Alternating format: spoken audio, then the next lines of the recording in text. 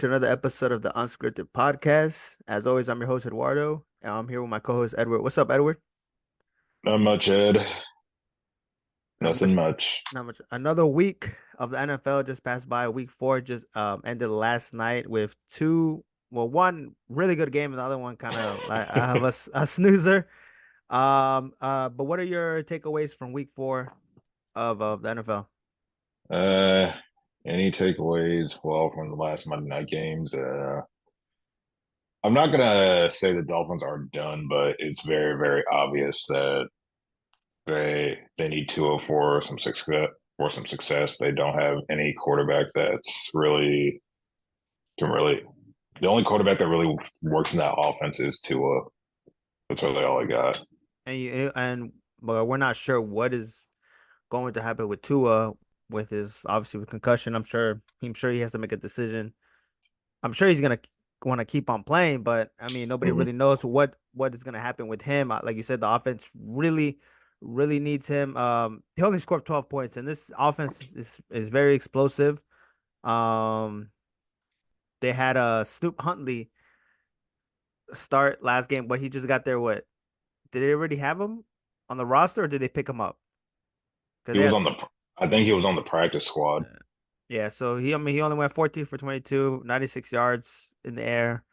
Ran for 40 yards. He scored a touchdown. But like I said, Jalen Waddle, 36 yards. Tyreek Hill, only 23 yards. So, like you said, this offense kind of need like A-Chan too. The A-Chan only ran for 15 yards. So this this offense really does need Tua, or something needs to happen because right now they are 1-3. And obviously the Bills are what, 3-1 or something like that, if I'm not Yeah, mistaken. three Yeah, and three, one. 3-1. And then you have, well, the Jets are what, like two, Two two and and two, two. 2-2. So they still have a chance, but they just need to um another takeaway from me is, man, the Commanders are back. We are in first place of the division.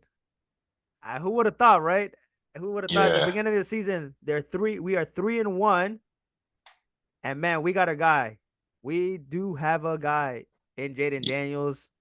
I think I've said it when we drafted him, and I think he has said it before. I think during like I really liked the way that he played, and I really liked when I saw some of the games from in LSU. I really enjoyed the way he plays, and man, he is falling down there. The offense is really good, and I think it's credit to, was it Cliff Kingsbury? yeah, Cliff Right? Kingsbury. Yeah, Cliff Kingsbury. Um, a very college offense, as some would say, but I mean it's working. It's working for. Yeah, he called a good game. The final score was 42-14. Jaden Daniels went 26 of 30, 233 yards in the air. He did have a pick, but it's not really something to really Yeah, and he gloss has over. Yeah, 8 carries, 47 rushing yards and a touchdown. So, and he has a 82% completion rate within the 4 games. mhm. So the highest completion rate right now. Um, and like I said, it's just the offense is just really clicking. We have Brian Robinson Jr. ran for 100 yards, 1 touchdown. We didn't have Eckler, but we had Jeremy McNichols. He scored 2 touchdowns. Jaden Daniels scored 1 touchdown too. Man, this team is I'm really liking the way this team is. I think defensively probably a little bit better. And I thought when we were gonna play the Cardinals. Obviously, the Cardinals, the offense is pretty good with Connor, Marvin Harrison. They do have Kyler Murray that can run the ball. But man, we scored 42 points, and I think finally here, in the DMV, we can finally where everything's all good. When the Commanders are doing really well, like the city is like it just like it's another feel, it's another I vibe in mean, the I've been city. hearing, I mean, I have been hearing things and not to like rehash whole things, but it's kind of a lot of people are comparing like his success kind of like to RG3 success about probably say about 10 plus years ago. But people are saying like they kind of parallel, but maybe we should stay on the positive as opposed to the negative. Yeah, I mean, right now, I But mean, like I said, he needs to slide a little bit more, but he protects the ball. Obviously, I think he just like you said he had that one interception. I think like a rookie mistake. But I mean, he protects the ball really well. Like what did he go for again? What was it? 8 carries, 47 No, yards, and a touchdown. no. I think he only did a 26 Yeah, for he only 30. had Yeah, 20. Yeah, yeah 4 yeah, incompletions. 4 incompletions. So I mean, and threw for 233. So I mean, he takes care of the football. Doesn't make many mistakes, and this offense is explosive. And I'm excited for this season. Um, you know, we have a chance of winning the division, and this division, there's no repeat. The team never repeats winning the division, and I think we have a chance. And even if we don't, like, I feel like this team can make the playoffs. Um, I'm excited. I'm trying to go to a game. Obviously, I think we play the Steelers in week 10 or something like that. So that should be an interesting game down here in was it Northwest Northwest Stadium. Northwest Stadium. It's still FedEx Field for me. But yeah, man, I'm excited. Everybody's excited down here, and I'm excited too. Let's move on. Let's talk about your Steelers. Knew you were Your, gonna go there. your Knew you were Steelers, gonna go there. your Steelers were undefeated. Everybody was so happy down there. You were excited. You're hyped, I and know if you were probably expecting me to go 4-0, probably yeah, would have had like probably would have had something planned, maybe some I mean, you were funny happy, background, but something. to be fair, the Steelers were playing really good defensively, and Justin Fields was looking good, and they headed down to Indianapolis, and they lost 24-7. They didn't start really well. The Colts were up 14-0 at the first, and then what was it like 17-3 at the half. What is your thoughts on this game? What was the reason why such a slow start? I mean, I know the Colts defense was really pressuring and getting to Justin Fields, but what was your thoughts on the game? Uh, I'll give credit to where credit's due. In the Colts defense, they are a physical bunch. They definitely were applying a lot of pressure towards Fields and offense, but I'm gonna hit you with a Mike Tomlinism. I've heard him say Steelers football is 60 minutes.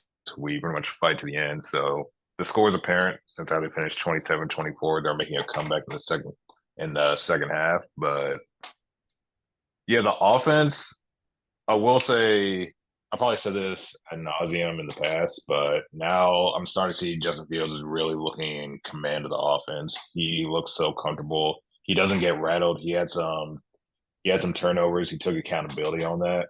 Mhm. But even after those turnovers, he didn't dwell on it. He pretty much he took everything in his hands. He scored 2 rushing touchdowns in the red zone, and then he He threw a touchdown to Pat Fryermuth.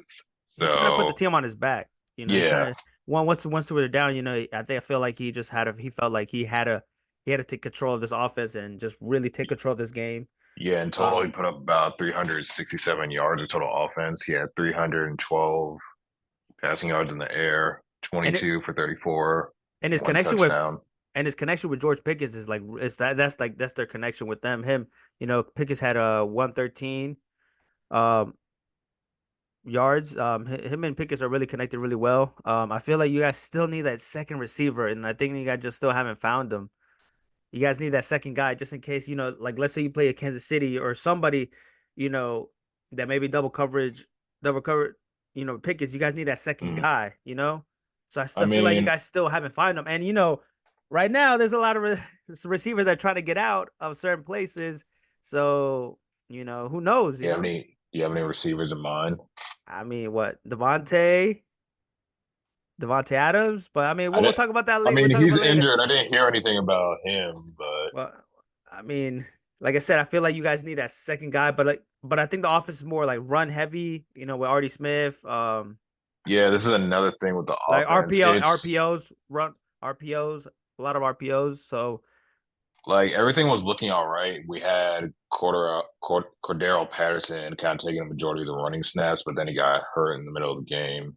mhm, So even in that second half, even there as they were mounting a comeback, Najee had that big 32-yard catch and run. mhm. But yeah, the offense looked okay. the Slow, defense. just very slow start. Like you said, credit to the Colts. Like they're really pressuring the fields and the offensive line. The Steelers' offensive line still needs to improve a little bit better because Mhm. they were really getting to him, and and I feel like what is happening with the center and Justin Fields, they're not communicating because this is again that Uh, like like a I miscue. like I said, Fields took accountability. He said that was on him. I guess, basically when he plants his foot, I hate that he kind of gave a little bulletin board material, but I guess when he plants his foot, that's him communicating to the center about like the snap should be now. But I But that guess should be but it that was should be just something miscommunication. But that should be something that was already dealt with by before the. This is we're in week 4. There's something that should be already be done like in the preseason. I mean, I would give a pass like after like in week 1, the first game, and then it did happen the first game. So it's just some miscommunications that I feel like they need to improve Hmm. because there's something that I think he also was having an issue at Chicago. A lot of not taking care of the ball, fumbling, the I snaps. mean, Coach G did the operative word he used was sloppy. Uh-huh. Like there were points where there were points in the game we had control, but sloppy probably the right choice of words. But I believe we'll get right. I think we'll get right next week. Next week we're back home against the Cowboys. Oh, that should be a really good game. But let's also talk about a familiar foe Here that you you got go. that yeah, Joe Flacco. Joe Flacco came in, Anthony Richardson again. Unfortunately got hurt in week 4. I think his hip. Um, you know, he threw for 71 yards, but it just is injuries, man. I think this I'm not sure what is happening. I don't know how long he's gonna be out, but I mean, Joe Flacco came in, did what he had to do. 16 for 26, 168, one threw for 168, two touchdowns, threw for 2 touchdowns. And he's a really good backup in case they need Anthony Richardson to get better. It's a long season, so I think. Really makes you question like why did Cleveland not want to keep him back considering what they're going through right now. But they do have Jameis Winston, so you never know. He got. Stating a fact, just saying, just Yeah, I saying. mean, he got 20/20 vision now. He got 20/20 vision, so you never know. But that's another story in Cleveland. But they say Jonathan Taylor, he's always gonna score a touchdown, 88 yards, 1 TD. You guys weren't able to really stop him. Um, Yeah, this is kind of going back to what I said about the defense. It's very apparent that yeah, TJ Watt had a pretty quiet game, but it's very apparent that we're missing our other edge rusher, Alex Highsmith. Him and TJ, I'll probably say it's kind of like a pick and roll in but basketball. Like Alex kind of like he kind of offsets what TJ can do, so TJ has more shots to like get to pretty much disrupt the run and just pretty much pass like I said, rush. yeah, they were able to neutralize TJ Watt. And I think during the Chargers game, once we lost Bosa, that's the same thing. The 1-2, Hmm. it was just Mac, and then we weren't able to create the same pressure as we did in the beginning. And like I said, it was just TJ Watt, and the Colts did a really good job Yeah, into Highsmith sets neutralizing. that edge so TJ has more space.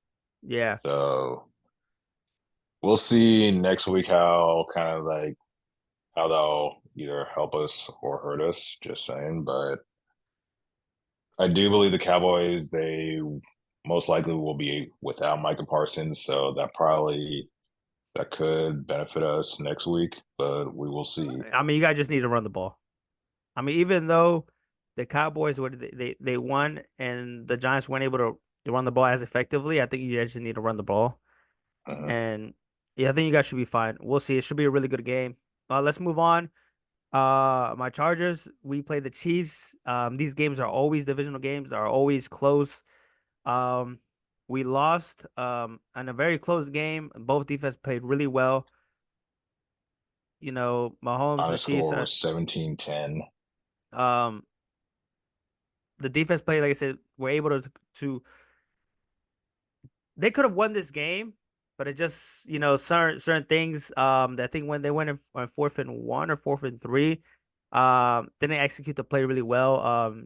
Cameron Dicker missed a field goal, and they could have gone for 2, so he missed a field goal, so that could have been 13, and then they went for 4th, and that could have been like 16. So it could have changed a lot depending if they went for the points or not, but they went for it. Um, we didn't have Derwin James, and I knew once he got suspended, Kelsey was gonna have a big game, or he was gonna be a key role in this game. Obviously, I 17 for mean, 89. Because he used uh, he when he during this game he usually he's the person covering Travis Kelsey. yeah, I wouldn't say he had a big game. He just had that one big But yeah, play. yeah, but at But least he was like he was he did a little bit more than usual. They lost Rasheed Rice yeah, I and was just about to get to that. I guess now people are questioning. Yeah, the Chiefs, they're still undefeated, and but now they're like most of like their key personnel on offense are kind of dropping like flies, but they still have Sky Moore, Juju Smith Schuster, Samaje P. Ryan. Oh Kareem yeah, they Hunt. brought back Kareem Hunt. Kareem Hunt. And they're getting Clyde Edwards-Helaire, who was not injured. He just was away from the team because he had like I guess PTSD from his college days or something like that, and something happened at LSU. He's Mm, coming back. Like I said, Xavier Worthy, Noah Gray. Worthy had that one play. I feel like the defense just kind of messed up there. Fulton. Xavier Worthy literally just went just straight. beeline him, Literally went just straight, just he just just went use straight all for that speed. yeah, all that speed. That's all he needed to do. He just went straight. And I'm just like, okay, man.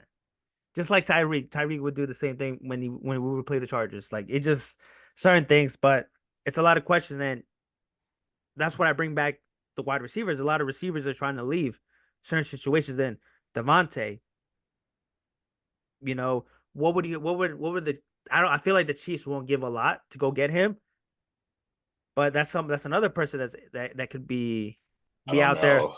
I don't know if they'll really be willing to trade within the division. I feel like what's another receiver that's like it was Devontae. There's some other Allegedly, Amari Cooper's name has Amari kind of been Cooper. thrown out there. That could fit a little bit more maybe in Kansas City. I could see that happen a little bit more. But what would they have to give up? Because obviously in the Browns right now, everything's I don't know if he just got paid. I may or may not be correct on that. I don't know how the mathematics would work on that, but who knows? but they can figure something out. The Chiefs Or will he's in figure the something. last year of his contract. I don't know. But most of these players that they're expected to be back during like December time, so kind of by the playoffs. So I feel like the Chiefs can still, like I said, I'm after what I saw last year, I'm Hmm. gonna still give the Chiefs some chance as long as Yeah, they have Mahomes, Andy Reid, the Chiefs always have a chance. And I feel like by the time they get to the playoffs, they should be ready to go. Like I said, they have Juju, no Xavier Worthy really has to step up.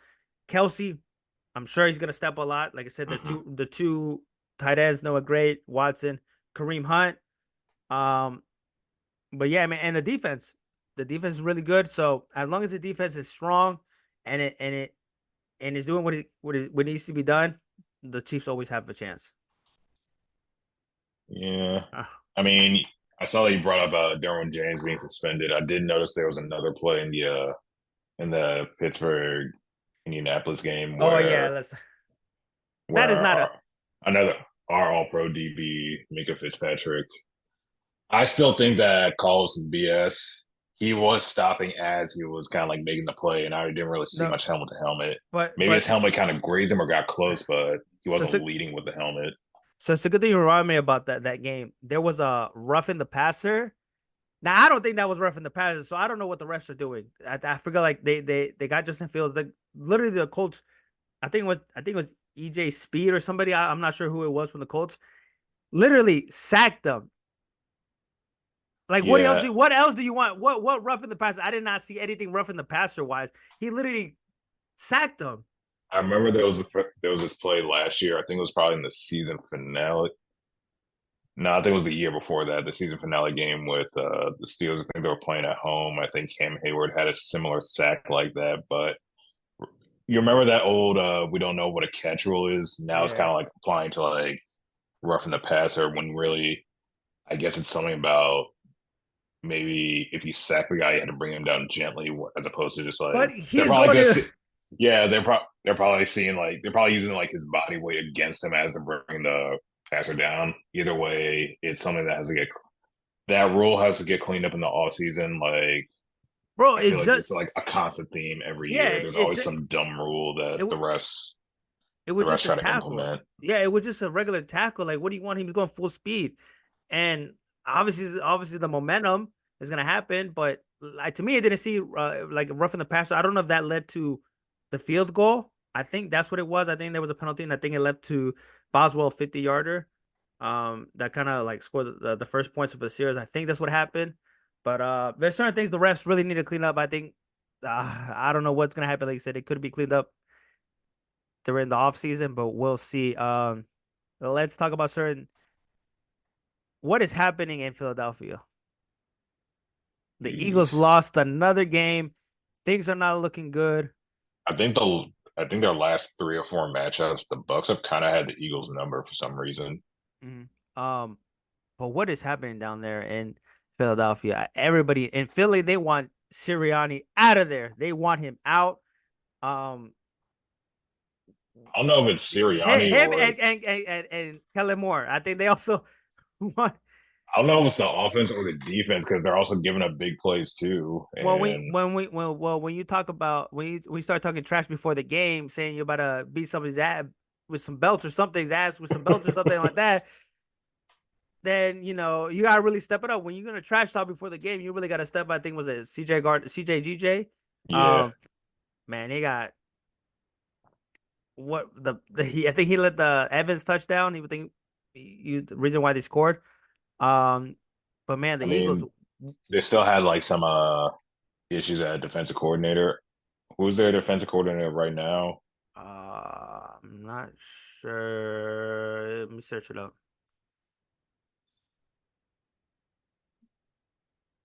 Because I think last year it was Matt Patricia, right? It's Vic Fangio. I forgot. I knew what it was. I just didn't remember. Yeah, Vic Fangio. Yeah, Yeah, it's not looking good. I think who was their previous? Yeah, I'm not sure who was the previous one, but yeah, their defense not really looking good. and I think But they made that change. I think they made that defensive coordinator change in the middle of last season too. So I think but they're kind of I want to say regressing, maybe just like going back to like the way they were last year. but the offense too. Obviously, they lose Shea Steichen, and you see how he's doing it with the Colts. Hmm. That I think that was he was a key reason why they went to the Super Bowl. Like Jalen Hurts looked good that that year. But now he's Uh, leading the league in turnovers. yeah, and then obviously with Kellen Moore, same thing we did with us last year.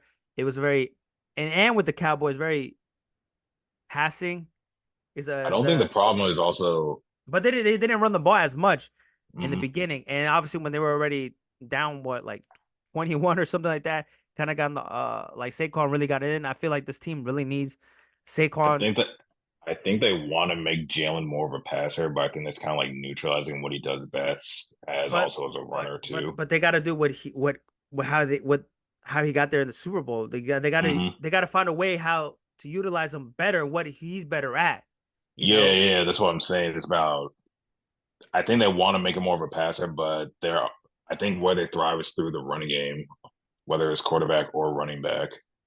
Yeah. I mean, Eagles fans, you can't make them happy. They even when This they is also win, true. even when they win, they're mad at something, and when they lose, they just want everything to burn down. So it's just like you can't make them happy. Like I said, I think they want Sirianni out. Um, I feel like there's a lot of like Jalen Hurts and him are not really There communicating was, well, yeah, there and was a reported disconnect probably like before the season started. Maybe like even something, last yeah, season something was from, happening yeah, there was something lingering from last year. when There was everything the went down the hill. supposed disconnect between him and Sirianni. I think the players may have heard that, and I think right around training him, there was a video coming out like Hurts and Sirianni coming out in that little mini car. I think Big Dom was driving it too, kind of just trying to like quiet down the noise. Like they're probably hearing like stuff like maybe address the media like saying like you guys are kind of putting out this narrative that like me and him hate each other. But something got So it. Yeah, I mean, right now it's not looking good. They really got to pick it up. Um, yeah, I don't know what it be. They gotta do it before he gets fired or they burn down the city because the Eagles fans are not happy right now, and those fans are crazy and wild. Before we end the episode, any last takeaways? I mean, the Vikings are 4-0. Sam Darnold is still cooking down there in Minnesota, looking like a MVP and comeback player of the year candidate right now.